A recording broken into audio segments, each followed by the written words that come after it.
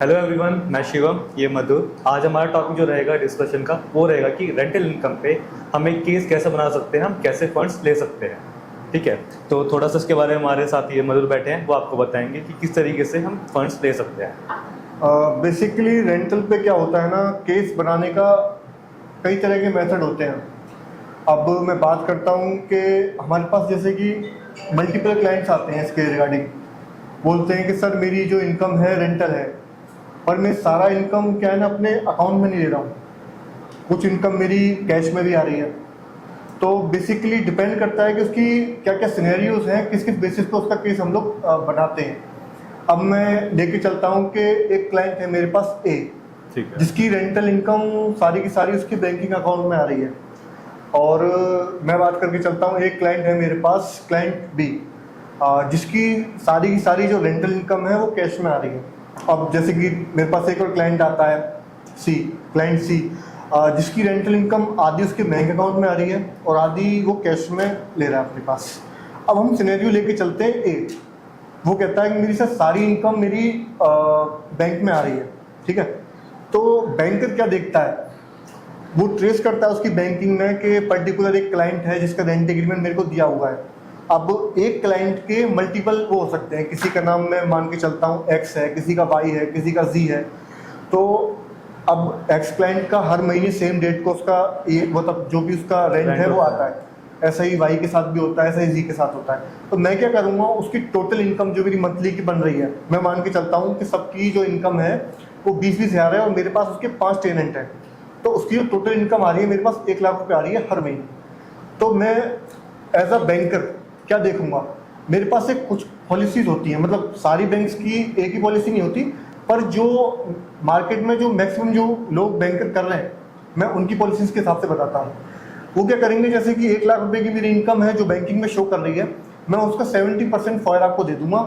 मतलब कि फॉयर का मतलब जैसे फिक्स ऑब्लिगेशन इनकम रेशियो, अगर मेरी इनकम 1 लाख रुपए है तो उसका अगर 70% में फॉयल लेके चलता हूँ तो इसका मतलब ये है कि 1 लाख रुपए में 70% मैं उसकी EMI पे कर सकता हूँ। अगर मैं बात करूँ 1 लाख में 70% 70,000 रुपये होते हैं, मतलब कि 70,000 रुपये में EMI पे कर सकता हूँ।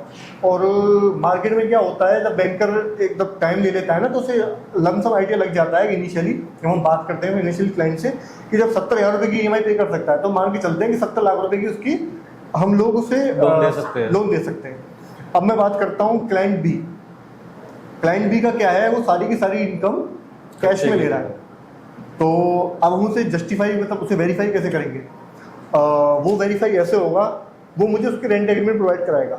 सेम सिनेरियो लेके चलते हैं कि जैसे उसके 5 टेनेंट थे, इसके भी 5 टेनेंट हैं, और सबकी इनकम जो मेरे पास आ रही है वो आ रही है कैश में। अब कैश में मैं देखूंगा कि रेंट एग्रीमेंट में सबकी इनकम उसने 20-20 हज़ार रुपये लिखी हुई है। अब वो मेरे पास मेरे बैंक मतलब जैसे वो कैश में देता है 1 लाख रुपये, तो एज अ बैंकर मैं क्या उस केस को बनाऊंगा। इस सिनेरियो में मैं क्या करूंगा, मैं 1 लाख रुपए की इसकी उसकी इनकम उठाऊंगा, उसका पहले उसका 50% करूंगा कंसीडर, मतलब कि अगर मेरी 1 लाख रुपए इनकम है तो उसका 70%, उसका 50% हम लेंगे 50,000 रुपये, उसका 50% हम लेंगे 50,000 रुपये। अब जो मेरा फायर पहले लग रहा था 100% अमाउंट पे, अब वो मेरा लगेगा 50%। मतलब कि अगर मैं बात करूं, अगर मेरी जो EMI पहले बन रही थी 70,000 रुपये, अब वो मात्र रह जाएगी 50,000 का 70%, यानी कि अराउंड 35,000 30-35,000 रुपये। अब बैंकर ही समझ लेता है लमसम आइडिया लगा के कि हाँ इसको 35 लाख का लोन में आराम से इजीली दे सकता हूं। ठीक है, अब वो हम सेम सिनेरियो में बात करते हैं क्लाइंट सी के साथ। अब क्लाइंट सी का क्या था इशू, उसने बोला था कि सर मेरी आधी इनकम तो मेरे बैंकिंग अकाउंट में आ रही है, पर जो आधी इनकम है वो मेरी कैश में आ रही है। तो अब ए और बी से तो हम समझ ही चुके हैं कि कैसे उसको एनालिसिस कर देते हैं, फिर भी एक लमसम आइडिया मैं आपको बताता हूँ।